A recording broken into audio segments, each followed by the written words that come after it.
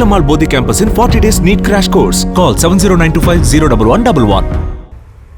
கள்ளக்குறிச்சி மாவட்டம் உளுந்தூர்பேட்டையில் உள்ள சேலம் ரவுண்டானா மேம்பாலம் அருகில் கொட்டப்படும் மருத்துவ கழிவுப் பொருட்கள் மற்றும் குப்பைகளால் அதிகளவு புழுக்கள் உற்பத்தியாகி சாலையில் துர்நாற்றம் வீசுவதாக அப்பகுதி மக்கள் புகார் தெரிவித்துள்ளனர். கூடுதல் விவரங்களை செய்தியாளர் சகாதேவன் வழங்க கேட்கலாம். சகாதேவன், வணக்கம். கள தகவல்கள்.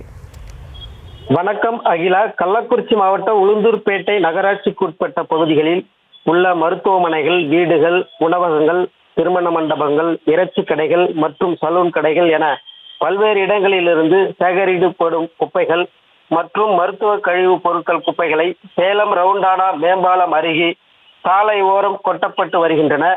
இங்கு கொட்டப்படும் குப்பைகள் மற்றும் மருத்துவ கழிவுப் பொருட்களின் அதிக அளவு புழுக்கள் உற்பத்தியாகி துர்நாற்றம் வீசுவதால் அவ்வழியாக செல்லும் பொதுமக்கள் அச்சமடைந்த நிலையில் அந்த பகுதியில் சுகாதார சீர்கேடு ஏற்பட்டுள்ளதாகவும் குற்றம் சாட்டியுள்ளனர்.